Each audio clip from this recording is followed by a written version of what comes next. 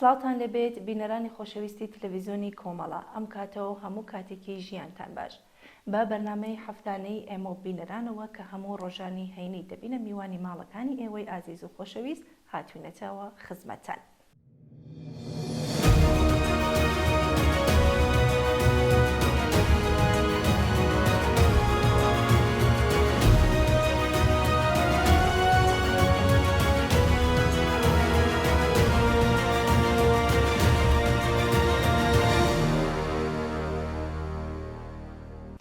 ئازیزان، هەروەک چەند جاری تر باس کراوە مەراسمەکانی نۆرۆز لە کوردستان باشکرا ڕنگ و بۆی ئیدامەی شۆڕشی ژینای پێوە دیار بوو. خەڵکی کوردستان لەم دەرفەتە کەڵکیان وەرگرت تا ئەم جارە و لەم ڕێگایەوە پەیامی خۆیان واتە دژایەتی لەگەڵ دەسەڵاتی سەرکوتگەر و کۆنەپارێز و بنیادنانی کۆمەلگایەک دوو لە ستەم و نابەرابەری بەگوێ هەمووان بگێنن. ئەم ڕاستیە جارێکی تر دووپات کرایەوەکە خەڵکی وشیار هەمیشە بۆ گەیشتن بە ئاوات و ئارزوە سەرکوتکراوەکانیان ڕێگای دۆزنەوە ئەگەر توانیان لەسەر شەقام ئیرادەی خۆیان نیشان ئەدەن. ئەگەر ئەم ڕێگایان بە سەرکوت دەیبەزرا مانگرتنەکان دەکەنە ئامرازی گەیاندنی پەیامی خۆیان. کاتێکی تر لە ڕێگای هەڵمەتە جەماوەریەکان ئیرادەی خۆیان دەردەخەن و کاتێکی تر لە ڕێگای بۆنەکانەوە ئەم کارەکەن. لەم ڕێگاوە هاودەنگی و هاوسۆزی خۆیان بۆ ئاواتەکانیان و بۆ ویست و داخوازەکانیان دێنە سەرشانۆ. بۆیە بە بڕوای من مەراسمەکان کە بە بۆنەی نەورۆزەوە کە لە سەرتاسەری کوردستان بەڕێوەچوو ڕوخساریکی لێبراوانە و لە هەمان کاتدا پێشکەوتوانەی لە ئیرادەی خەڵکی کوردستان نمایش کرد و دەکرێت وەک ئەزموونێکی گەورە بۆ هەنگاونانی دوایی کەڵکی لێوەربگیردرێت. بەڵام لێرەدا با بپرسین بۆچی کۆماری ئیسلامی لەم ماوەدا تەقریبەن بێدەنگ بوو. ئەگەرچی لە ناخی دڵەوە حەز و خواستی لەگەڵ ئەم مەراسمانە نەبوو، بەڵام بۆچی بەجددی بەری پێ نەگرت. دەزانین پێشتر تا ساڵانی 90ەکان سیاسەتی حکوومەتی کۆماری ئیسلامی سەپاندنی بێدەنگی بە کۆمەلگای کوردستانی بوو و هەر دەنگێکی بەتوندی سەرکوت دەکرد. بەڵام ئێستا ڕۆژێک لەسەر شەقام، ڕۆژێکی تر لە مانگرتنەکان، لە حرەکەتە جەماوەیەکان، لە ئێعتراز و ناڕزایەتیەکان و ئەمڕۆژ بە بۆنەی نەورۆزەوە کوردستان سەراسەر دەنگە، دەنگی حەقخوازی ئەم خەڵکە حەقخواز و دەنگی کۆتایی هێنان بە ستەم و نابەرابەری، دەنگێک کە هەر ڕۆژە بەرزتر و بەرزتر دەبێتەوە.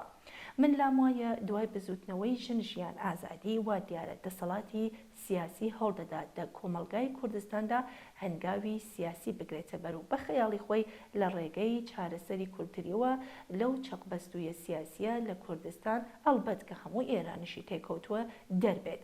ئەم ڕێگەیە بە کەم دەردی سەرتر دەزانێت.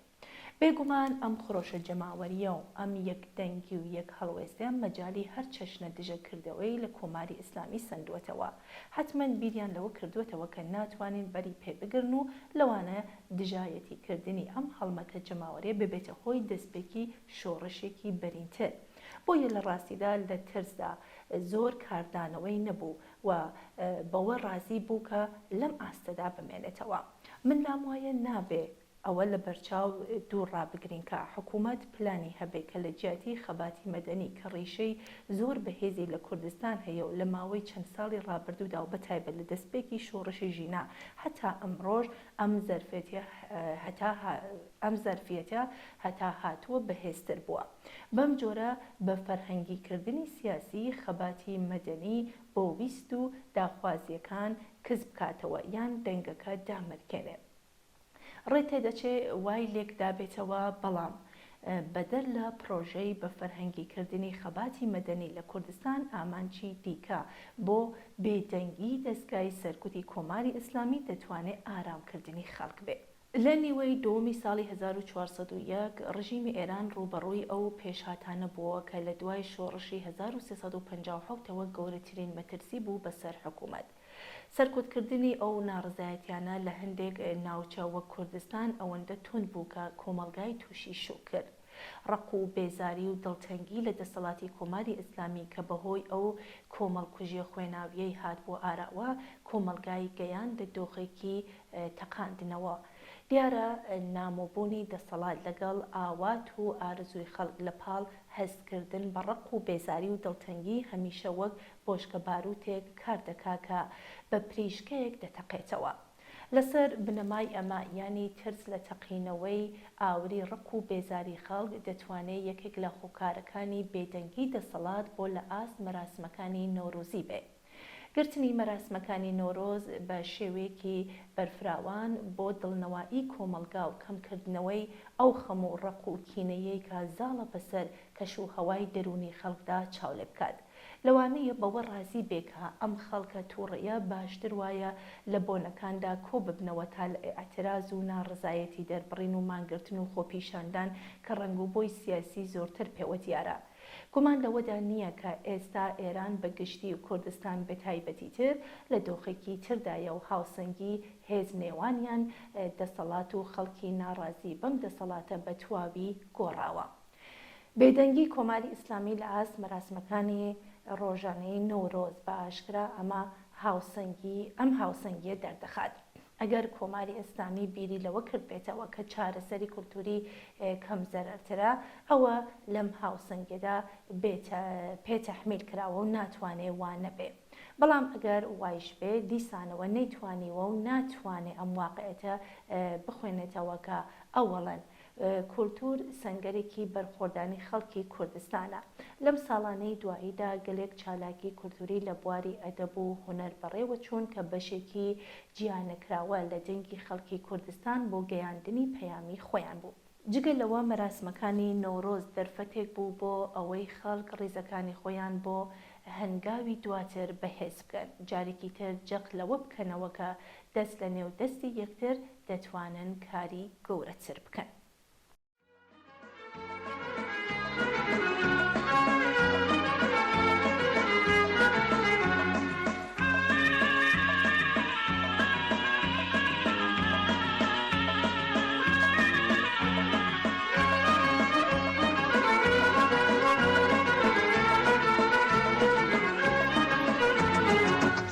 جشنی کردستان جشنی نوروزه بچشیا گردن وسم جشن پیروزه جشنی کردستان جشنی نوروزه بچشیا گردن وسم جشن پیروزه چاودی آگر هر دیارنا باوری برزی کردستان نا چاودی آگر هر دیارنا باوری برزی کردستان نا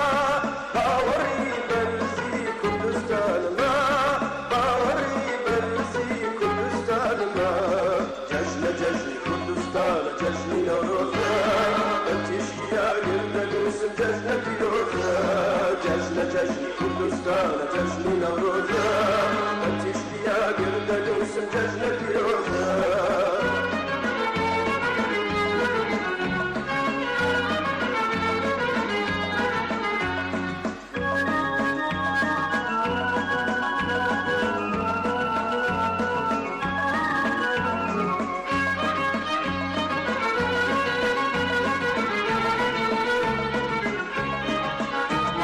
جشنی کردستان جشنی نوروزه بچشیا گردن وسم جشن پیروزه جشنی کردستان جشنی نوروزه بچشیا گردن وسم جشن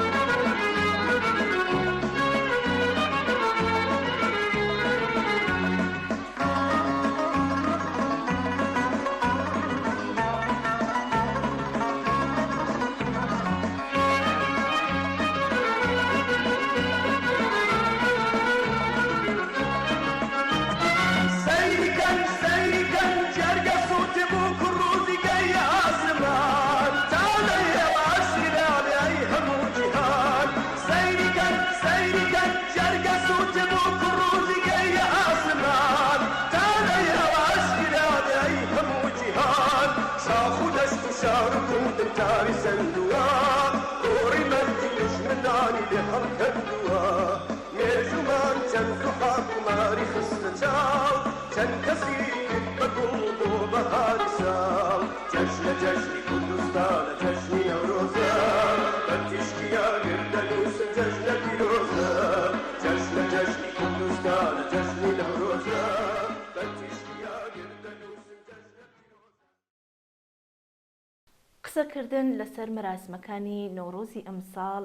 نەتەنیا لەبەر ئەوەی کە ڕێز لە بۆنە گیراوە بە بڕوای من لەوە ئەولاترە چۆن لە کەش و هەوایەکی تردا بەڕێوەچوو گەلێک ئەزمموی بە نرخی تێدا بوو. پێویستە ئەمساڵ ڕسمەکانی نۆرۆز لە سەرجەمشار و شارۆچکە و ئاوایە گەورەکان بە پانتایی هەموو کوردستان و هەروەها لە چەندین شاری تری ئێران هاوکات لەگەڵ کردنەوەی ئاگری نۆرۆز و سەما و هەڵپەڕکێ و ڕەشبەڵەکی کچان و کوڕان بەبێ لەبەر چاوگرتنی حیجابی ئەجباری بە شێوەیەکی شکۆدار بەڕێوەچوو بە جۆرێکە لە ماوەی 45 ساڵی ڕابردوودا بێوێ نەبووە.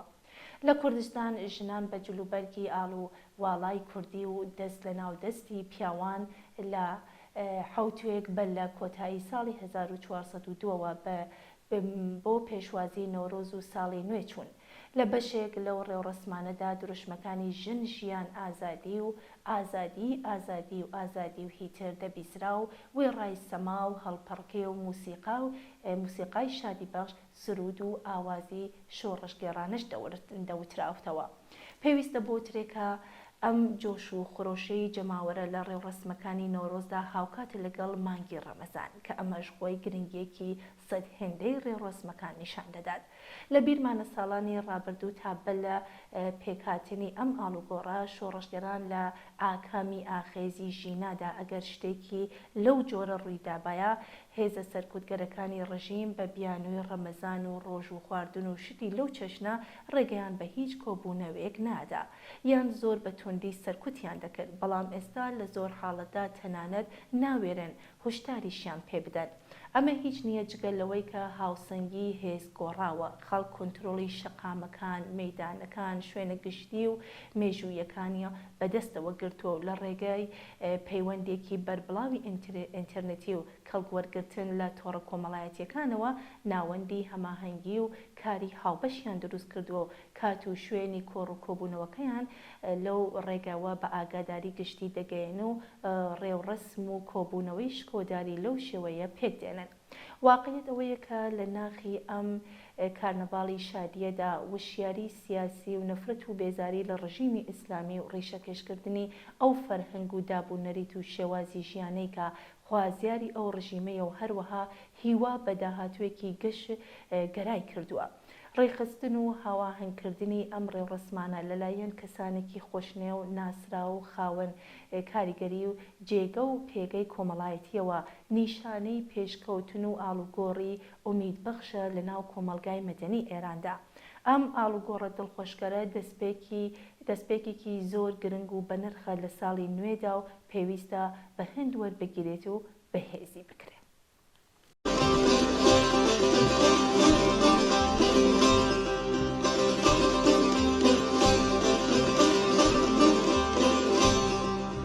شەقام بە شەقام کۆڵان بە کۆڵان ژینا زیندووە دلێر و جوان ڕەمزی خەباتە دڵپڕاواتە هاواری ژنە دژدە سەڵاتە بەدوو تەوێڵم ئەی پەریزادە کۆڵان بە کۆڵان جادە بە جادە لاچکەکەت لەسەر جادە بەلادە ژینەی چاوجوان ئەگریجت لەسەر کوڵمت بەلادە ژینەی چاوجوان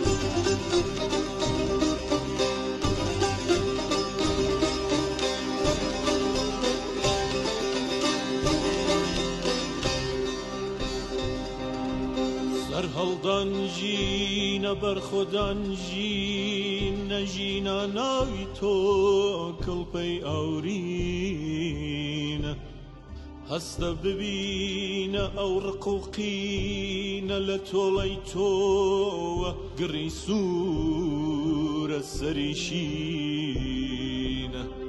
سەر هەڵدان ژینە بەرخۆدان ژینە لە دوو تا هاتون گەلی ئازادە کۆڵان بە کۆڵان جادە بە جادە ژینەی چاوکەژە لەچکەکەت لادە لە چەکلادە ئەگریجت لەسەر کوڵمت بەلادە لە چەکلادە بە دوو تا هاتون گەلی بندەستان کۆڵان بە کۆڵان جادە بە جادە ژینەی شوقجا لشك كدلادا لتشقلادا أقري جلاسة كل من بالادا لتشقلادا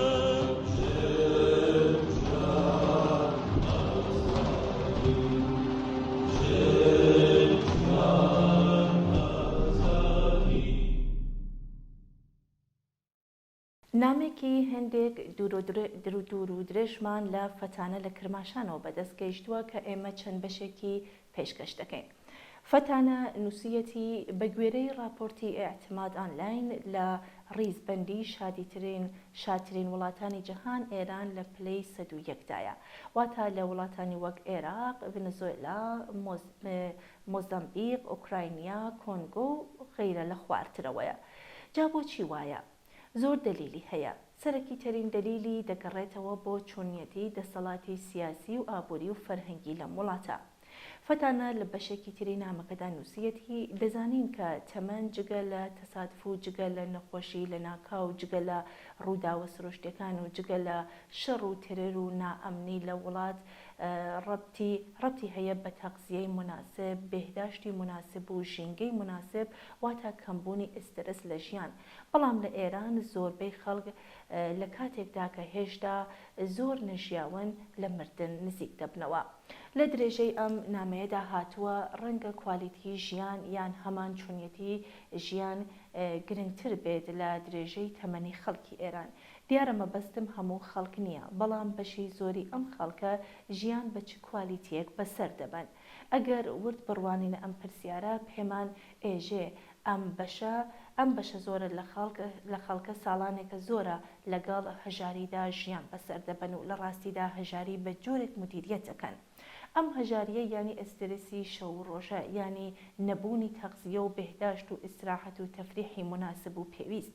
بۆ نمونە لە چەند ڕۆژی ڕابردوودا ئاماری تازەی خواردنی گۆشتی سوور بۆ هەر تاکێک لە نێو بنەماڵە ئێرانیەکاندا ڕاگەیەندراوە کە زۆر کەس بەسەر سوورهێنەر وەسفیان کردووە، بەڵام بووەتە شتێکی ئاسایی.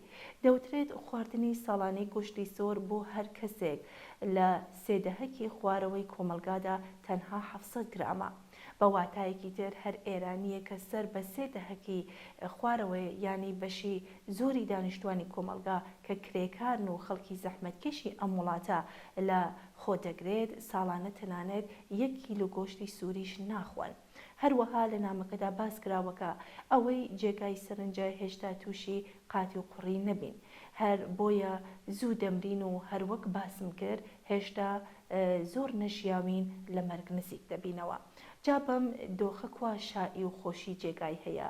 جگە لە دۆخی نالەباری ژیان، شادیکردنیش لە زومرەی ئەو کردارانەیە کە لە ڕەوانگەی ڕژیمی ئیسلامیەوە قەدەغە و بەرپرسە ئاینیەکانی شیعەش لە زۆرێک لە فتواکانیاندا بە فعلێکی حرام و ناشەرعی ناویان بردووە. بۆ نمونە بە پێ فتوای خومینی سەما بە تواوی حرامە، هەر بۆیە سەما لە بازنەی ئەو هونەرانەی کە لەلایەن ناوەندە فەرهەنگی و هونەریەکانەوە پاڵپشتی دەکرا دوور خرایەوە. هەرچەندە ڕژیم هەرگیز نەیتوانی بە تایبەتی ڕێگری بکات لە جۆرەکانی شایی و سەما و هەڵپەڕکەی ناوچەیی، بەڵام سەما بە مانای هونەریە واقعیەکەی خۆی دوای 44 ساڵ هێشتا قەدەغەیە و شەڕی کۆماری ئیسلامی لە دژی مامۆستا و ڕاهێنەرانی هونەر و سەماکاران بەردەوام لە ئاراتایە. شەڕی کۆماری ئیسلامی لەگەڵ ژنان و سەما و خۆشی و ژیان هەروە بەردەوامە. زۆر سپاس لە فەتانەی ئازیز. بەڕاستی بەتایبەت ئەوەی ئەمڕۆ لەم بوارەدا زۆر بەرچاوە ئەو ڕاستیەکە لەو کەش و هەوایەدا کە شۆڕشی ژیان ئازادی دروستی کردووە، ئەم شەڕە گەلێک بەربڵاوتر و بۆێرانەتر بووە. ڕژیمی ئیسلامی جەشن و شادی خەڵک بە ئافەتی گیانی خۆی دەزانێت. ئەم ڕژیمە لەگەڵ خۆشی و زەردەخەنەی سەرلێوی خەڵک ناتەبایە. خەمۆکی و ناومیدی و بێهیوایی خوراکی کۆماری ئیسلامیە. ئەو کۆمەلگایی ملکەج و گوێڕایەڵی دەوێت کە تێدا خەڵک لە بەرامبەر ئەو چارە نووسەدا کە ڕژیم بۆی دیاری کردوون سەردانوێنن. ڕێوڕسمەکانی هاوسەرگیری بە بیانووی ئەوەی تێدا حیجابی ئیسلامی ڕەچاو ناکرێت و مەودای نێوان ژن و پیاوان لە بەرچاو ناگیرێت تێک دەدات. ڕێگری دەکاتدا بەڕێوچوونی کۆنسرتی موسیقا. ئەو لاوانەی کە لە بۆنە جۆرا و جۆرەکاندا لە دەوری یەک کۆ دەبنەوە سەما دەکەن و کاتێکی خۆش لەگەڵ یەکتر بەسەر دەبەن ئەزیەت و ئازار دەدات و بێڕێزیان پێدەکات. لە ڕاستیدا ئەگەر دنیا بە مەیلی ڕژیمی ئیسلامی ئێران بووایە دەبوو ئەم کۆمەڵگایە بە درێژایی ساڵ ڕەشپۆش بێت و هەر ڕۆژە و بە بیانوێک ماتەمین بگرێت.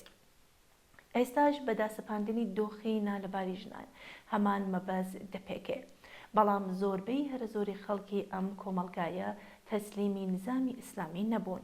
هەروەک دەبینین سەرەڕای هەڕەشە و توندوتیژی و تەنانەت ئەزیەت و ئازار و گرتن لەم پەیوەندیەدا خەڵک لە سەرانسەری ئێران دژایەتیەکانی ڕژیم پشتگوێتەخەن. موسیقا، هونەر، گۆرانی، سەما و خۆشی لە هەشارگاکان هاتوونەتە دەرەوە. لە بەرامبەر فەرهەنگی کۆنەپەرستانی زاڵدا فەرهەنگی بەرخۆردانی پێشکەوت و خوازانە سەری هەڵداوە. خەڵک لەو بوارەدا ئەزمونێکی زۆریان بەدەستهێناوە و بە شێوازی جۆراوجۆر لە کات و شوێنی گونجاودا بەرپرسێتی بربەستی فتوا و یاساکانی ڕژیم تێدەپەڕێنن. کۆماری ئیسلامی نەیتوانیوە بەر بە شادی و بەختەوەری و خۆشەویستی خەڵک بۆ ژیان بگرێ و لەم بوارەدا سەری لەبەردراوە. ئەم خۆشەویستی بۆ ژیان هەمان ئەو هێزەیە کە ڕژیمی بەتواوی نیگەران کردووە. هيدي داوزي هيدي داوزي كم كردي تقديري فيكي شتناوي تخوا بالا بردي فيكي مكراجيري فيكي شتناوي تخوا بالا بردي فيكي مكراجيري عربي عربي قابل الزياوي وين بداوي يرثي داروني وقام الورد هاي الوردة وهو يرثي داروني في قلبي هاي الوردة وهو تجلي أرغيه تجلي أرغيه أبلا جاوتم شاري دوتوي ممريه نادم تشاوغيه وبواني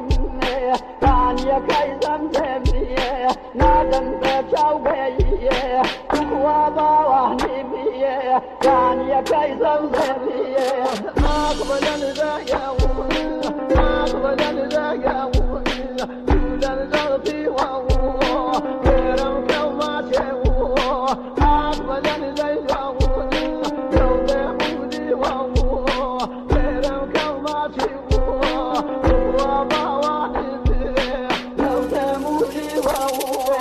كيكاني كوثرية كيكاني كوثرية چەکدارکردنی منداڵانی کەمتر لە 15 ساڵ بەپێ پەیماننامەی ڕۆما وەک تاوانی جەنگ سێر دەکرێت. هەموو مرۆڤێک بەپێ یاسای مرۆیی جیهانی مافی خۆیەتی تەمەنی منداڵی خۆی لە دەرەوەی شەڕ و ترس بەرێتە سەر بە خوێندن و یاری و نازی دایک و باوک. کۆمەلگای مرۆڤایەتی تێدەگۆشێت بۆ ئەوەی منداڵان هەموو ئەوانەی تەمەنیان لە 18 ساڵ کەمترە لە ململانەیە چەکداریەکان بەشداریان پێ نەگرێت و ئەمنیەت و ئاسایشیان پارێزراو بێت. هەوڵ دەدات بۆ بنبڕکردنی ئەم دیاردە جەهانیە. بەڵام ئێستا لە جیهاندا سەدان هزار منداڵی کەمتر لە 18 ساڵ چەکدارکران و لە ململانەیە چەکداریەکان بەکاردەهێنن. ناوچەی خۆرهەڵاتی ناوڕاستێکێکە لەو شوێنانەی کە بەهۆی گەلێک قەیرانی سیاسی و ئابووری منداڵان لە مەیدانەکانی شەڕ بەرفراوان قوربانی دەبن. تا ئێستا چارەنووسی هەزاران منداڵی ئیزەدی نادیارە، بەشێکیشیان لە کردارە چەکداریەکان بەشداریان پێکراوە لەلایەن داعشەوە. گروپی بوکو حرام لە نیجریا و داعش لە عێراق و سووریە و شەباب لە سۆمال و گروپە چەکدارەکانی یەمەن و بەشی زۆری وڵاتانی ئافریقا و ئەفغانستان و هێتر سەدان هزار منداڵیان چەکدار کردوێتەوە و لە کاروباری سەربازی و کاری خۆکوژی بەکاریان دەهێنن. لە سەردەمی جەنگی ئێران و عێراقدا کۆماری ئیسلامی هەزاران منداڵی ڕەشەڕی ئێران و عێراقدا بۆ تەقاندنەوەی مینەکان بەکارهێنا. لە ئەدەبیاتی جەنگی ئەم دەسەڵاتە بوونی منداڵ و مێرمنداڵ لە شەڕی عێراقدا جێگای شانازی بوو و ئێستاش هەیە. لە بازنەی فەرمی و میدیاکانی ناو ئێران باسی یاسایی و ئەخلاقی کەڵگوەرگرتن لە منداڵان و هەرزەکاران لە شەڕدا بێبایخە. بەڵام چونیەتی ڕاکێشان و هاندانی منداڵان بۆ بەشداریکردن لە شەڕ هەمیشە چیرۆکی ناو میدیاکانی ئەم وڵاتەدا دیارەکە بە حەماسەوە باسی لەسەر کراوە دەکرێت. ڕەخنەگرانی تێوگەلانی منداڵان لە شەڕ هەمیشە لەلایەن دەسەڵاتەوە بێجەنگ کراون و تۆمەتی هەست پێنەکردنی ئەرزشە ئاینیەکان خراوتە پاڵیان. ئاماژە بەبوونی منداڵ و هەرزەکار لە شەڕدا لە دەقی ئاینی و مێژویی زۆرێک لە ئاینەکاندا دەبینرێت. لە ئەفسانەی یونانی کۆنەوە تا تابلۆکانی میسری و چیرۆکی کتێبی مقەدەس هەموویان بوونی سەربازی منداڵ و هەرزەکار لە شەڕەکاندا پشتڕاست دەکەنەوە. لە ئێراندا ئەم جۆرە ئاماژانە بۆ منداڵی سەرباز و هەرزەکار بنەمای پرۆپاگەندەی زۆر سۆزداری لە کاتی شەڕدا بووە و ژمارێکی زۆری کردە قوربانی. تا ئێستا هیچ ئامارێکی فەرمی و جێمتمانە نییە سەبارەت بە ژمارەی ئەو منداڵ و هەرزەکارانەی ئێران کە لە بەرەکانی شەڕدا کوژراون. کاتی خۆی محسن کازمی فەرماندەی قەرارگای محەممەد ڕەسوڵڵڵا ڕایگەیان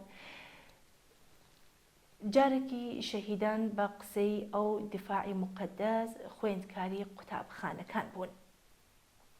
ئاماژەی فەرمی قوربانیە سەربازیەکانی شەڕەکە بە 224,000 کەس ڕاگەیەندراوە. بۆیە ئەگەر ئەو ئامارە ڕاست بێت ئاماژە بەوە دەکات کە دەیان هەزار مێرمنداڵی ئێرانی لەو شەڕەدا کوژراون. زۆرێک لەو مێرمنداڵانە بە کەمترین مەشقی سەربازی دەچوونە بەرەکان، هەندێک جار تەنها بۆ ماوەی 3 مانگ. لە پرۆپاگەندای حکوومەتدا ئێستاش زۆر جەق لەسەر ئەوە دەکرێتەوە کە بەشێکی زۆر لە منداڵان و هەرزەکارانی ئێرانی بە پێداگری و بە پێچەوانەی ئیرادەی گەورەکانیان چوونەتە بەرەکانی شەڕ. دەسەڵاتدارانی ئێران بەردەوامن لە پەرەپێدانی فەرهەنگی شەهیدبوون لای منداڵان و هەرزەکاران. کۆکردنەوەی خوێندکاران و دانانی ئوردوی جۆر بە جۆر لەوانە کاروانی نور ڕۆڵێکی گرنگ دەگرێت لەم ڕێکلامانەدا. فیلم و داستان و شعر بەکاردەگرێت تا هەستی شەهید پەروەری لە نێو کۆمەلگادا و بەتایبەت جوانان پەرەپێ بدرێت. ئەوە کاتێک شەڕ بوو، ئێستاش دوای شەڕ قوربانیکردنی منداڵان بە شێوەیەکی تر هەر بەردەوامە. منداڵان لە ئێران بێمافترین و ستەم لێ کراوترین بەشی کۆمەلگای ئێرانن، بەڵام پشکی سەرەکی ئەم ستەم و بێمافیە بەر منداڵی بنەماڵە کرێکار و کەم داهاتەکان دەکەوێت. هەژاری بنەماڵە هەر لە سەرەتای شکڵگرتنی منداڵ لە سکی دایکدا و پێش لە دایک بوون دەست پێ دەکات. دوجار دەبێتە هاوبەشی هەژاری و بێبەشی بنەماڵەکەی و بەکردەوە ڕوبەڕووی هەموو ئەو ئازار و گرفتانە دەبێتەوە کە بنەماڵەکەی لەگەڵیدا بەرەو ڕوون. کەم نین ژمارەی ئەو منداڵانەی کە لە تەمەنی 10 بۆ 12 ساڵیدا ناچار دەبێ بۆ خۆیان لە فکری دابینکردنی بژێوی ژیانی خۆیان دابن و تەنانەت ئەرکی دابینکردنی بژێوی ژیانی بنەماڵەکانیشیان دەکەوێتە ئەستۆیان. منداڵانی گوندەکان لەو تەمەنەدا ئەرکی بەڕێوەبردننی بەشێک لە کاروبارەکانی ناوماڵ و مەزرایان دەکەوێتە سەرشان. کارکردن لە ناوەندەکانی فەرشچنین، کارکردن لە کارگا بوچکەکان، کارکردن لە مەزراکان، دەستفرۆشی بۆ یاخچی و هێتێت لە زمرەی دیاردە زۆر باوەکانی کۆمەلگای سەرمایەداری ئێرانن. جگەوە لەوە لە هەموو بێبەشی و بێمافیە لە ئێرانی ژێر دەسەڵاتی کۆماری ئیسلامیدا هاوسەرگیری کچانی کەم تەمەن پرسێکی شەرعی و یاساییە. کەم نین ئەو بنەماڵانەی کە توانای و ئیمکانی دابینکردنی بژێوی ژیانی کچە کەم تەمەنەکانیان نییە و بە ناچاری ڕازی دەبن کچەکانیان لەگەڵ کەسانێک هاوسەرگیری بکەن کە زۆر لە خۆیان بەتەمەنتر و زۆربەیان تەنانەت لە تەمەنی تازەلاویدا دەبنە خاوەنی منداڵ. ئەم دۆخە جێگەی شەرمەزاریە کە لە زۆرێک لە وڵاتانی جەهان بە واتای دەستێژی کردنی سەر منداڵان و بە تاوانێکی قورسدا دەنرێت. لە ئێرانی ژێر دەسەڵاتی کۆماری ئیسلامیدا ئەگەر قوربانی مەیدانی شەڕ دەکران لە عێراقی ئەمڕۆدا لە کار و لەسەر شەقامەکان و یان بەهۆی نەداری خانوادەکان قوربانی دەبن، ئاشکرایەکە منداڵان بۆ خۆیان توانای گۆڕینی ئەو بارودۆخە ترسناکەیان نییە و هیچ مرۆڤێکی شەریفیش نایەوێت منداڵانی ئەم کۆمەلگایە لە دۆخێکی ئاوا مەترسیداردا بژیت و خوازیاری گۆڕینی ئەو دۆخە نەبێت. ئەوەی ئەمڕۆ لە کۆمەلگای ئێراندا دەگوزارێت چارەنووسێکی چارە هەڵنەگری منداڵان نییە. ئەم دۆخە دەتوانێت و دەبێت بگۆڕدرێت. بە گۆڕینی ئەم هەلومەرجە و ڕزگارکردنی منداڵانی ئەم کۆمەلگایە لە ئاوا چارەنووسێک هیچ ڕێگایەکی تر نییە جگە لە خەبات و یەکگرتووی لە دژی ئەو ڕژیم و نظام و پەیوەندیانەی کە منداڵانی بێتاوانی ئێمەی ئاوا بێبەزەیانە لە مافە سەرەتایی و ئینسانیەکانی خۆیان بێبەش کردووە.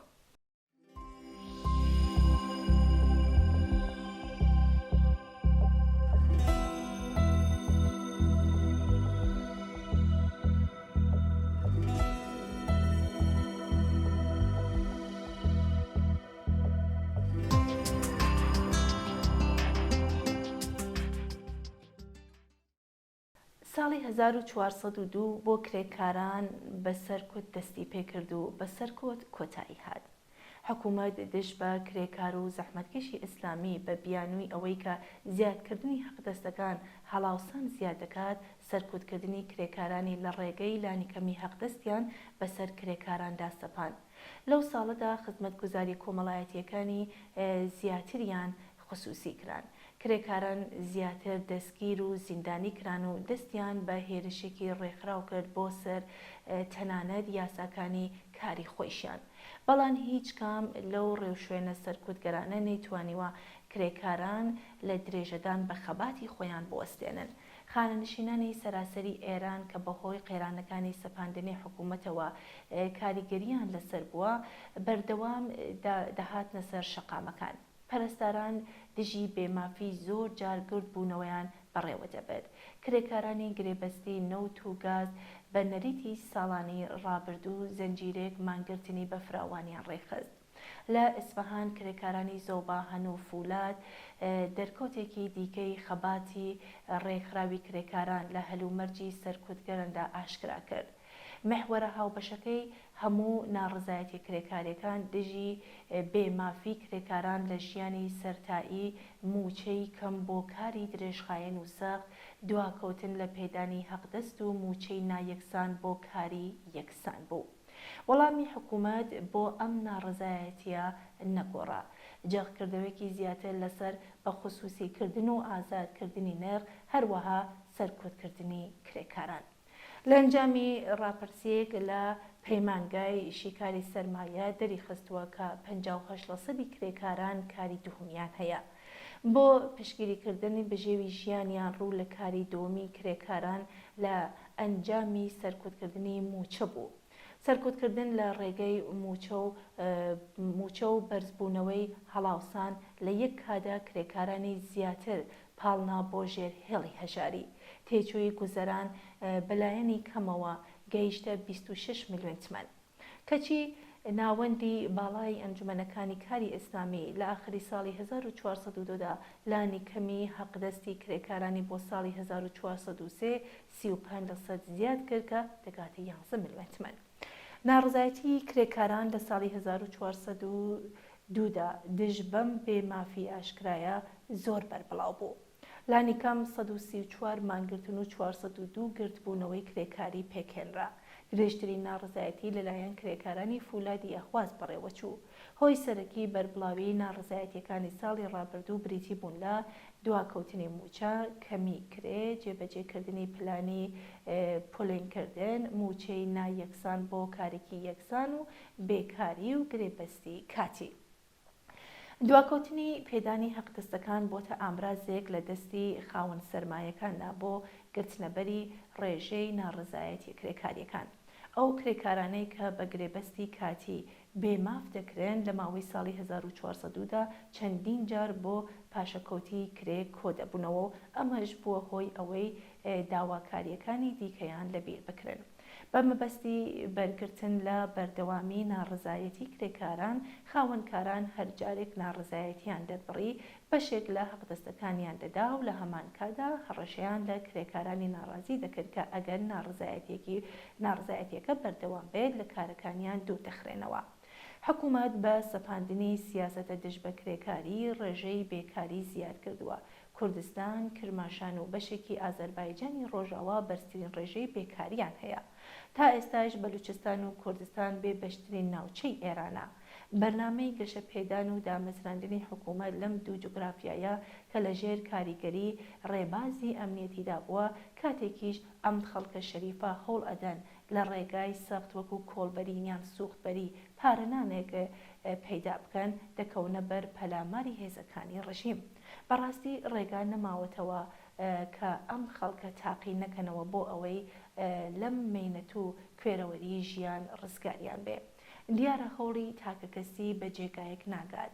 ڕێگا هەر ئەوەیەکە کرێکاران هاوشان لەگەڵ باقی چین و توێژەکانی ناو کۆمەلگای ئێران تاویان داوەتێ. ئەویش بەهێزکردنی ڕیزەکانی خەڵکی ناڕازی بەم وەزعیەتە بۆ گۆڕینی.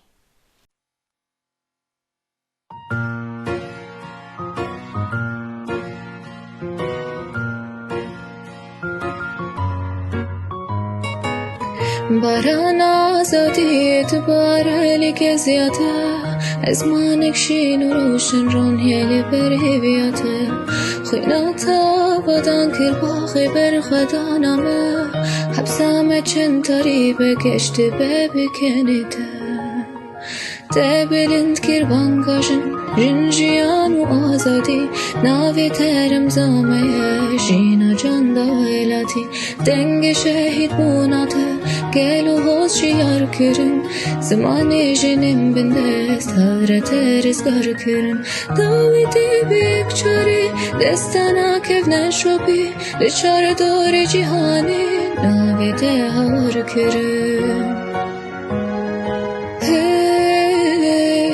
ژنجیان ئازادی ژنجیان ئازادی ژنجیان ئازادی ژنجیان ئازادی ژنجیان ئازادی ژنجیان ئازادی ژنجیان ئازادی ژنجیان ئازادی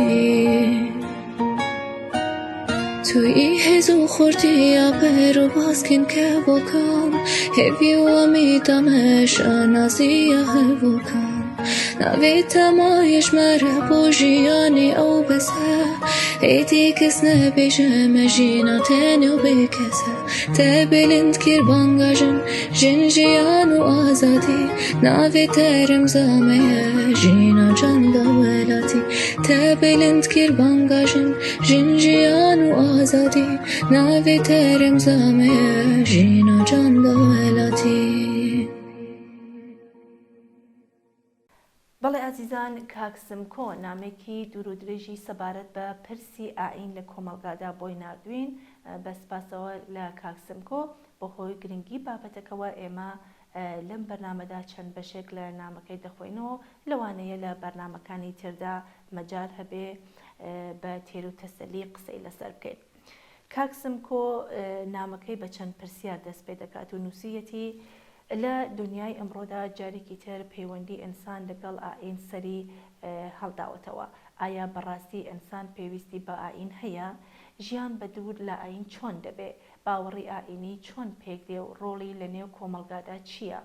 ئەو کۆمەلگایە کە سکۆلارن تا چ ڕادەیەک توانیانە بەر بە ڕۆڵی ئاین بگرن؟ ئایا ئینسان محکومە بەوەی کە دەبێ هەڵگری ئاین بێت؟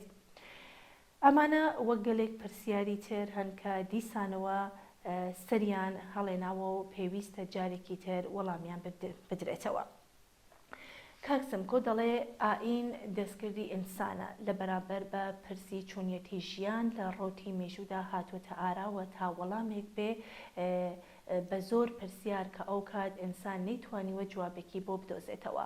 دەتوانین بێژین ئاین بۆ ئەوە دروست بووە کە وەڵامێک بێت بۆ نەزانین، بۆ ئەوە دروستکراوەکە بارگرانی زۆر پرسیار کە لە سەرشانی ئینسان قورسایی دەکرد سوب کات و بیخاتە ژێر ئیرادەی خۆیەوە. ئارام بەخشێک بووە کە ڕەگ و ڕیشەی لە کۆمەلگادا داکوتاوە. دوایی دامەزراوی کراوە ڕادەیەکە ئێستا زۆر سەختە لە کۆمەلگا جیا بکرێتەوە و بۆتە بەشێک لە کولتوری کۆمەلگا. لە بەشێکی تری ئەم نامەیەدا هاتووە لە ڕوتێ میژوودا ئاین لە باوەڕی تاکە کەسی تێپەڕی و بوو بە ڕوتێکی پیرۆز لە کۆمەلگا یان ڕەنگە پیرۆز بکرێت بە جۆرێک ناوی خوددا لە تەنیش وڵات و ئیمپراتۆر و پاشا دادەنرێت. بوو بە یاریدەری دەسەڵاتیش بۆ ئەوەی بتوانێت حکمڕانی خۆی بە ئاسانترین شێواز بکات و خەڵک بە کەڵک وەرگرتن لە ئاین گوێڕائێڵ و چاوەڕوانی ئاخرەت ڕابگرێ بە باشی ئاینی بەهێز کرد. هەر بۆیە بە نسبەتی هەر گۆڕانکاریەک لەلایەن دەسەڵاتەوە نوێ کرایەوە تەنانەت جلوبەرگی ڕۆژیشی لەبەرکرا تا ببێتە هاوچەڕ. دەبێ ئەم ڕاستیە بسەلمێنین لەو شوێنانەی حکمت و بیرکردنەوە و گەڕان بە دوای پرسیاری گرنگ جێگای نەبێ ئاین حکمڕانی دەکات چۆن جوابێکە بۆ بێجوابی. بەڵام لەو شوێنانەی حکمت و عەقڵ و منتیق زاڵدێر پرسیار هەبێ و هەوڵدان بۆ وەڵام و پرسیار هەبێ بناغەی ئاین لاواز دەبێت و دەڕوخێت. لە کۆمەلگای پێشمۆدرندا ئاین زانست و معریفەی لە ژێر ناوی ئیلاهیاتدا کۆکردبووەوە. بزوتنەوەی ڕێنسانس لە ژینگەی زانست و معریفەتدا پاڵی نایە ئیلاهیاتەوە ڕێگای کردەوە بۆ پرسیار و ڕێگای کردەوە کە تەنیا بە پشتبەستن بە زانست و عەقڵ و منتیق بچێتە نێو جیهانی مۆدەرن. تێڕوانینی زانستی بۆ ئاین و ئیلاهیات و لێکۆڵینەوە لەمەڕ گەلێک پرسیار بە ئامرازە زانستیەکان بوو. ئەم دۆخە بوو بەهۆی ئەوەی کە نەقش و ڕۆڵی ئاین لە حکمڕانیدا کەم بکرێتەوە و ئاین بوو بە بابەتی شخصی بۆ مرۆڤ لە کۆمەلگای مۆدرن لە دەسەڵات دوورخرایەوە. بە دوورخستنەوە لە دەسەڵات و لە ئیرادەی کۆمەلگا ئینسانی سەردەم بە پشتبەستن بە زانست چوو بە دوای وەڵام بە پرسیارەکانی و ئیمکانی گەشە سەندنی کۆمەلگای دۆزیەوە. لە بەشێکی تری نامەکەدا هاتووە ئاینەکان جیاوازن، هەندێکیان هەوڵ دەدەن لە جەنجاڵی سیاسەت داببڕن. ئەوان مەبەستیان نییە بەشداری لە سیاسەتدا بکەن، ئەوان شەڕخواز نین، زۆربەیان ڕۆڵی ڕزگاربوو دەگەڕن بۆ کەسێکە تەنیا و بێدەسەڵاتە. بەڵام هەندێکیان وەک ئاینە ئیبراهیمیەکان هەوڵ دەدەن دەسەڵاتی خۆیان بەسەر جیهاندا بەکاربێنن و لەسەر ئەم بنەمایە لە چوارچێوەی سادەی ئاین تێدەپەڕن. ئەوان دەیانەوێت بەسەر بەرامبەردا سەر بکەون کە دوژمنە و لێ باڵاتر بن. دەستێوەردان لە ژیان و پرۆسەی کۆمەڵایەتی مرۆڤەکان دەکەن و کاریگەریان لەسەر دروست دەبێت. ئەوان جیهانیان دەوێت وەک ئەوەی لە کتێبە پیرۆزەکاندا ئاماژەی پێکراوە و پێغەمبەرەکانیان بەڵێنیان پێدراوە. لەم پرۆسەیەدا هەوڵ ئەدەن جلوبەرگی هاوچەرخ لەبەر ئاین بکەن، بەڵام کە لەگەڵ ناکۆکی جدی ڕوبەڕوو دەبنەوە. چۆن لەگەڵ پشکەوتنی زانست و تەکنۆلۆژیا کاریگەری ئاین لە کۆمەلگادا کەم دەبنەوە. کۆمەلگای هوشیار ئاین دەخاتە لایەک و هوشیاری و زانست جێگای ئاین دەگرێتەوە. بەم جۆرە زانست لە دەسەڵات جێگای ئاین دەگرێتەوە و ئاین ڕۆژ لەگەڵ ڕۆژ زۆرتر ناتەبائی خۆی لەگەڵ کۆمەلگا و ئەو پرسیارانە کە لە پێشکەوتنی کۆمەلگادا دێنە ئاراوە خۆی دەردەخات. لەم ساڵانەی دواییدا دەبیندرێت کە ئاین ئامادەیەکی فراوانتری لە جیهاندا هەیە، ئەگەرچی لە بنەڕەتدا دیسانەوە دەگەڕێتەوە سەر کەڵکی ئاین بۆ دەسەڵات، بەڵام چەند هۆکاریش لەوانە قەیرانی دەسەڵاتی سیستمی سەرمایەداری یان دەسەڵاتی ئیسلامی لە ئێران تا ڕادەیەک بووە هۆی بەهێزبوونی ئاین. مزگەوت و کلیساکان زیندوو بوون و بناژەخوازی ئاینی بوو بە هەڕەشەیەکی گەورە لە جیهانی شارستانیدا. ئەو کێبەرکیەی لە بواری فکریدا کە شکستی بیرکردنەوەی ئاینی هێناتە ئاراوە بۆ بوارێکی دیکە ڕاکێشرا. هەڕەشە و ترۆر جێگای بیرکردنەوە و لێبوردویی گرتووەتەوە. وەلەم نێوانەدا ئەو پرسە وەروژێنرا کە ئایا ئاینی ڕاستەقینە ئەوەیە کە ئێمە دەیبینین؟ ڕەوایەتی جیاواز لەم بارەوە هاتوۆتە ئاراوە. ئەگەرچی ڕەوایەتی جیاوازیش لە ناوخۆی ئایندا لەم بارەوە تێدەکۆشە بە جۆرێک خۆی لە تێرۆر و کوشتنی نەیارانی خۆی بگرێت تا سەپاندنی هەژاری و دۆخی نالەباری ژیان دوور ڕابگرێ و خۆی هاوچەرخ نیشان بدات، بەڵام ڕاستیەکان زۆر لەوە بەرینتر بوون کە بتوانێت بەر بە شەپۆلی نامۆبوونی ئاین لەگەڵ ژیانی سەردەم بگرێ. لەگەڵ دەسەڵاتی کۆماری ئیسلامی کە لەسەر سات و سەودایی زلهێزەکانی سەرمایە بۆ زاڵبوون بەسەر قەیرانی ناوخۆیدا هاتە ئاراوە، دەرفەت ڕەخسا تا ئاین جارێکی دیکە وردە وردە جێگەی زانست بگرێتەوە. ئاین هاتە ناو هەموو دەم و دەستگا کۆمەڵایەتیەکانەوە، تەنانەت گەیشتە قوتابخانە و زانکۆکان و لە کتێبی خوێندندا جێکرایەوە. پیاوانی ئاینی وەک زانا و پرۆفەسۆر چوونە ناو ناوەندە زانستیەکان و زانکۆکان و لە زاڵبوونی ئاین بەسەر کۆمەلگادا پرۆسەی مدرنیتە بە ئاراستەی پێچەوانەوەدا دایانڕشت. ئیلاهیات لەسەر کورسی زانست دانیشتووە، لە کاتێکدا کۆمەلگای ئێران بەتایبەت نەوەی گەنج جۆرێکی تر دەیڕوانە ژیان و جۆرێکی تر دنیای پێناسە دەکرد و بۆی قابل قبول نەبوو چاوێرکەی ئاینی لە چاو بکات و بەو چاوێرکەوە سەیری دنیا بکات، بێباوەڕی بەتایبەت دوای دەرکەوتنی سیاسەتەکانی کۆماری ئیسلامی کە سەرچاوەکەی لە ئاین بوو، بێباوەڕی بە ئاین و دەسەڵاتی ئاین پەرەیسەن. لە جموجوڵەکانی ئەم دوایەی ئێراندا مزگەوتەکان لە گەنجەکان بەتاڵکران و شەقام بووە گۆڕەپانی شەڕ لە دژی ئاین. لە ئێرانی ئەمڕۆدا ئاین و حکوومەتی ئاینی وەک سمبولی نەریتی کۆن دژ بە بیری مدرن و پێشکەوت و ریزیان گرتووە و هێشتا شەڕەکەیان بەردەوامە. هەرچی ئاینە لە ڕێگای دەسەڵاتەوە تێدەگۆشێ، یاساکانی خۆی بۆ ئیدارەی کۆمەلگا داسەپێنێ و هەرچی کۆمەلگای مدرنە حازر نابێ بچێتە ژێر باری ئەم یاسا و ڕێسایەکە دژایەتی ڕاستوخۆی هەیە لەگەڵ ژیانی سەردەم. دەسەڵات جوابی کۆن بە پرسیاری تازە ئەداتەوە، کەچی پرسیاری تازە وەڵامی تازەی دەوێت.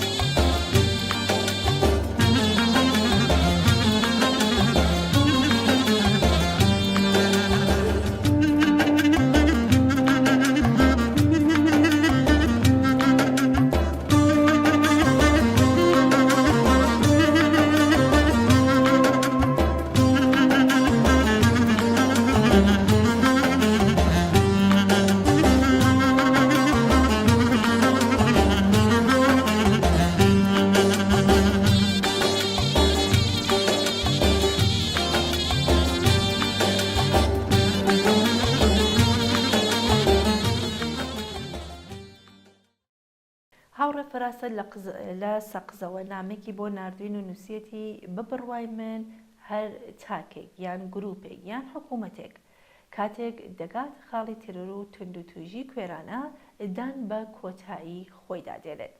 گرنگ نییە کێ دەکوژێت، هەرکە بڕیاری لەسەر توندوتیژی کوێرانەدرا مانای ئەوەیەکە عەقڵ و مەنتیق گەیشتووەتە بنبەست. بنبەستێکە بیرکردنەوە و دۆزینەوەی ڕێگایەکی ئەقڵانی کوێر دەکات. بنبەستێکە ژیان لە ڕووی ئەخلاقیەوە دەکوژێت و بنبەستێکە تەحەمڵی چکۆلەتری ناڕەزایەتی ناکات و بنبەستێکە لە ئەو پەڕی نیشاندانی هێز بەڵام نمایشی بێهێزی و بێدەسەڵاتیە. بەڵام ژیان لە دنیا نەگەیشتووەتە بنبەست. ئەو تاک و گروپ و دەسەڵاتانن کە گەیشتونەتە بنبەست کە توندوتیژی کوێرانە ڕۆشتیانە بۆ مانەوە. ئەویش دوو بنبەستە، بنبەستێک لە ناوخۆیدا و بنبەستێک لەگەڵ دەرەوەی خۆی. هاوڕێ فەراسەت هەروە دەڵێ دیارە کەسێکە لەگەڵ خۆیدا هاواهەنگ بێت و هێشتا گوڵە بەرۆژەی هیوا و بۆنی مانا بۆ ژیان لە ناوخۆیدا هەیە، وەزە لە خۆی وەردەگرێت و ژیانێکی ئاقلانی ڕەچاو دەکات و هەوڵ ئەدات بۆ گۆڕین و تەنانەت لە خراپترین فشارە دەرەکەکانیشدا دڵخۆشە. ئەو کەسەی لەگەڵ دەرەوەی خۆی هاو ئاهەنگ بێت تەنانەت لە سەختترین ماندوویەتی و گێژاوی ناوە ناوەشدا دەرفەتی ئەوەی هەیە وزە لە دەرەوە ینی کۆمەلگا وەربگرێت و تەنانەت تەنیا نەبێت و نەگاتە ئاستی ناوەمیدی. تەنها ئەوانە کە هەم لە ناو خۆیاندا و هەم لەگەڵ دەرەوە گەیشتونەتە بنبەست پەنا بە توندوتیژی کوێرانە دەبن. گرنگ نییە تاکێک بێت یان گروپێک یان مەزهەبێک یان حزبێک یان تەنانەت حکوومەتێت. تەنانەت کاتێک ئایدۆلۆژیەک فەرمان دەدات بە توندوتیژی کوێرانە لە ڕاستیدا نامرۆڤایەتی خۆی نیشان دەدات. دان بە چەقبەستوئی خۆی دادەنێت. وێنەی بەرچاوی ئەم حەقیقەتە کۆماری ئیسلامیە. لە نێو خۆ گەیشتووەتە بنبەست و لە دەرەوەی خۆیشی بە هەمان شێوە بۆیە دەکوژێ و دەبڕێ و پەلامار دەبات و گویا هێز دەنوێنێ. بەڵام بەم شێوەیە ئەم پەیامە ئاراستەی کۆمەلگا دەکات کە گەیشتووەتە خاڵی کۆتایی. هەرچەندە هێشتا هێزی کوشتنی هەبێت و بەڕەواڵە توندوتیژی بکاتە نیشانەی هێزی، بەڵام ئەم کارەی پەیامێکی دیکەی هەیە. پەیمان ئێژێکە بۆ ئەم دەسەڵاتە شتەکان لە شوێنی خۆیان نین. ئەڵبەت ماوەیەکی زۆرە لە شوێنی خۆیان نین. ئێستا بە دوای ئەوەدا دەگەڕێ کە هەموو شتێک بخاتە سەر جێگا و شوێنی خۆی. خەیاڵ دەکات بە کۆتایی هێنان بەو ئامرزانە کە بوونەتە هۆی گۆڕێنی دۆخەکە هەموو شتێک وە خۆی لێ دێتەوە، بەڵام نازانێ لە هەر هەنگاوێکدا کە کۆتایی خۆی نزیکتر دەبێتەوە.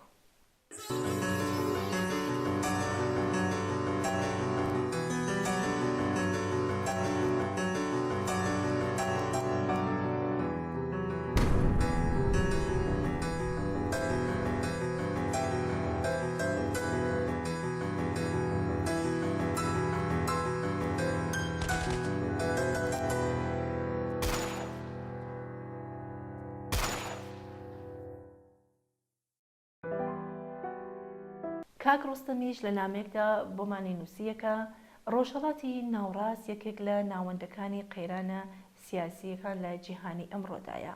ئەم ناوچەیە بووەتە خاڵی بە یەکێک گەیشتنی بەرژەوەندی دژ بە یەکەکانی هێزە ئەمپریالیستی و دەوڵەتە بورژوازیەکانی ناوچەکە. ململانێ بۆ دەستەبەرکردنی هژمنی و دابینکردنی بەرژەوەندی ئابووری و سیاسیەکانی ئەم زلهێزانە.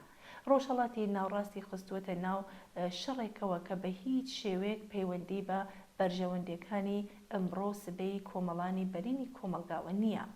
ئەم دەوڵەتانە خواستی خۆیان لە ڕێگای لەشکەرکشی و دەستێوەردانی ڕاستەوخۆ و هەروەها لە ڕێگای شەڕە نیابەتەکانەوە دەستەبەر دەکەن.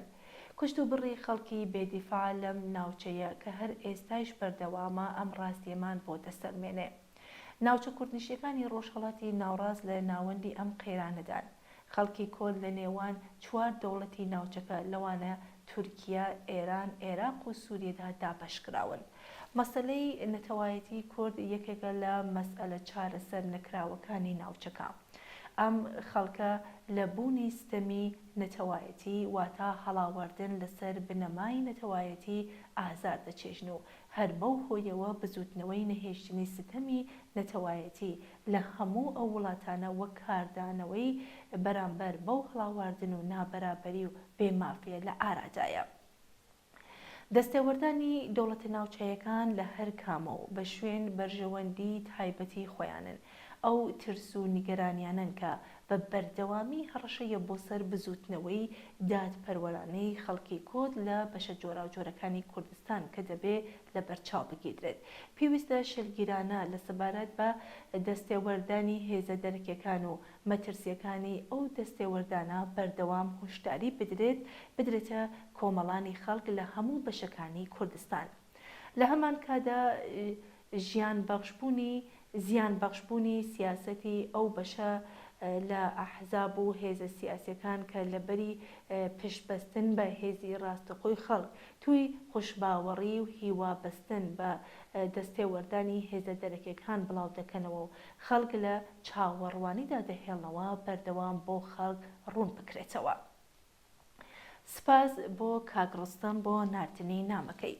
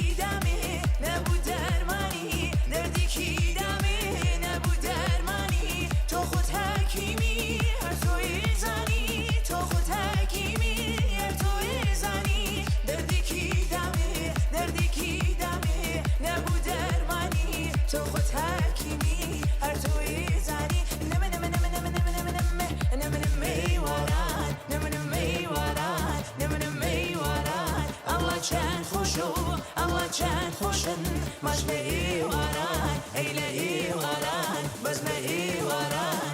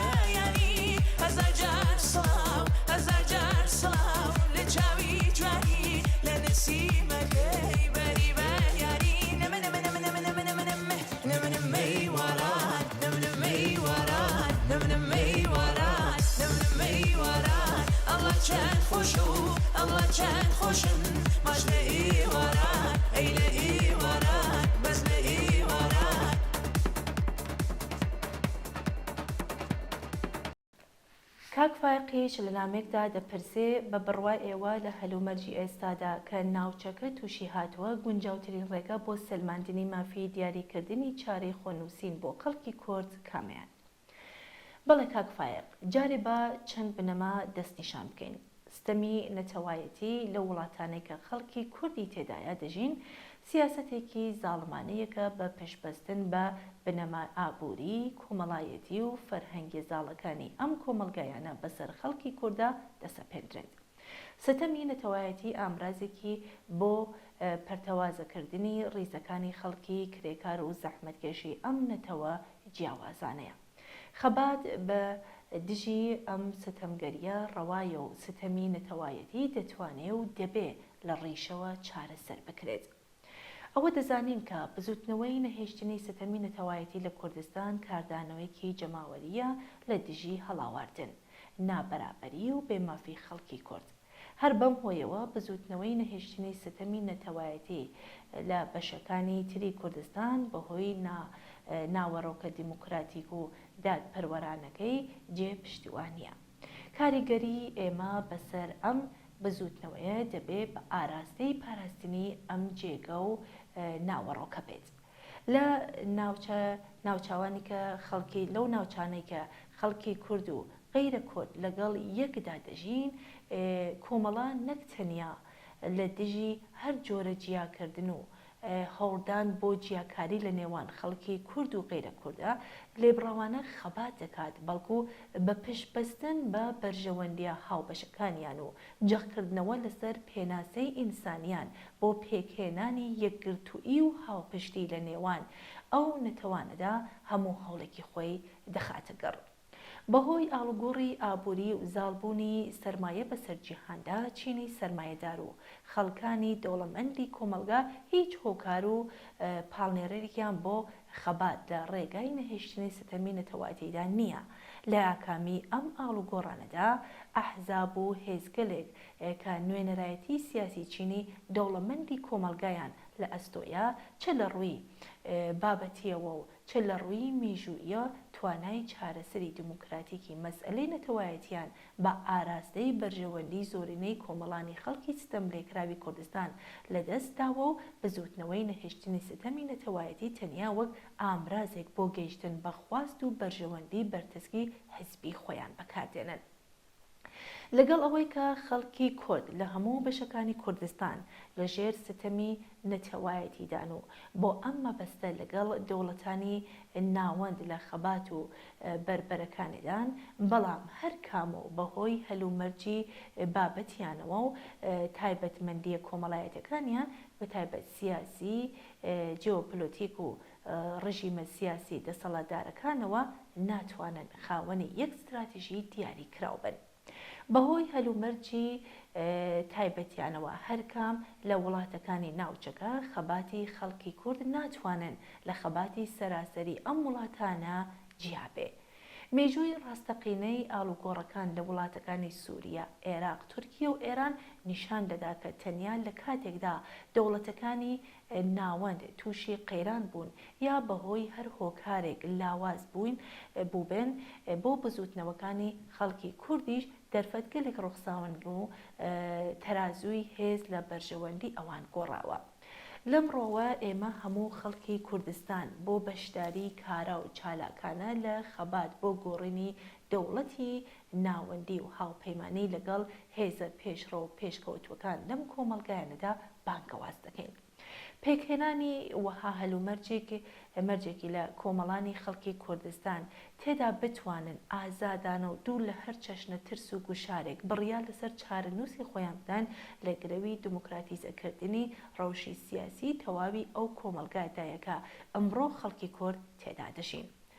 بە ئەنجامگەیشتنی ئەم بابەتە بەبێ خەباتی ئەو بزوتنەوە پێشڕەوە کۆمەڵایەتیانەی کە بە شێوەی دیار و بەرچاو بە ئاراستەی بەدەستهێنانی داخوازی و ئازادی دموکراتیەکان هەنگاو هەڵدەگرن و لە بوارە جۆرا و جۆرەکاندا دەسەڵاتی حاکم دەخاتە ژێرگۆشار ممکن نییە. لەم ڕەوانگەوە پێکهێنانی هاوپەیمانی و هاو هەڵوێستی لەگەڵ ئەو بزوتنەوە پێشڕەوە کۆمەڵایەتیانە لە ئاستی سەراسەریدا یەکێکە لە پێویستیەکانی پێشکەوتن و بەرەو پێشچوونی بزوتنەوەی هەخوازانەی خەڵکی کورد لە خەبات بۆ لەناوبردنی چەوسانەوەی نەتەوەیدا. حکوومەتی دەسەڵاتدار لەو وڵاتانەی کە خەڵکی کورد تێدا دەژین بە پێچەوانەی ئەو جیاوازی و دژایەتیانەی کە بۆ قازانجی خۆیان بەرامبەر بە یەکتر هەیەنا بۆ قەڵاچووکردن و شکست پێکهێنانی بزوتنەوەی خەڵکی کوردستان لەگەڵی یەکتر هاوکاری و یەکدنگیان هەیە. پێلانگەڕەکان تا ئەو ئاستە بەردەوام دەبن کە حزب و هێزە سیاسەکان دەخەنە گیانی یەکتر و جیاوازی و کەلێنی نێوانیان زیاتر دەکەن. خەبات لە دژی ئەم سیاسەتەی دەوڵەتانەی دەسەڵاتدار بەسەر کوردستان و پوچەڵکردنەوەیان یەکێکە لە بنەماکانی استراتیژی کۆمەڵە سەبارەت بە مەسئلەی کورد. هەروەها کۆمەڵە پارێزەری لێبڕاوی ئازادی کۆمەڵایەتیەکانە، سێکۆلاریزم و جیایی دین لە دەوڵەت، لە ناوبردنی چەوساندنەوەی ژنان و بەگشتی ئازادی دموکراتیەکان لە ناو بزوتنەوەی شۆڕشگەرانەی خەڵکی کوردستاندا دەبینێت.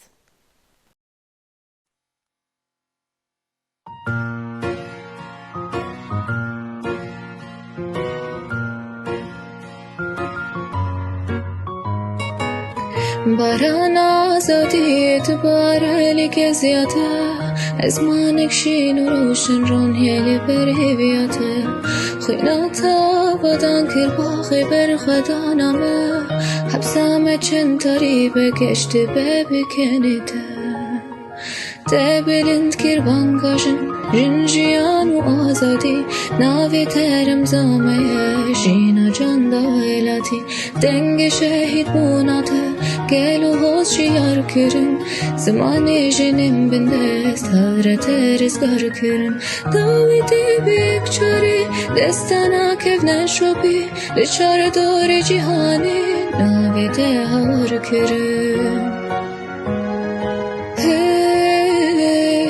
ژنجیان ئازادی ژنجیان ئازادی ژنجیان ئازادی ژنجیان ئازادی ژنجیان ئازادی ژنجیان ئازادی ژنجیان ئازادی ژنجیان ئازادی توی هێز و خوردی ئابەر و باسکین کە بۆکان هێوی وەمی دەمەشە نازیە هەبووکان ناوێتە مایەشمەرە بۆ ژیانی ئەو بەسە هێدی کەس نەبێژەمە ژینە تێنێ و بێکەسە تەبلند کرد بانگاژن ژنجیان و ئازادی ناوێتە رەمزامەیە ژینە جاندا وێلاتی تەبلند کرد بانگاژن ژنجیان و ئازادی ناوێتە رەمزامەیە ژینە جاندا وێلاتی.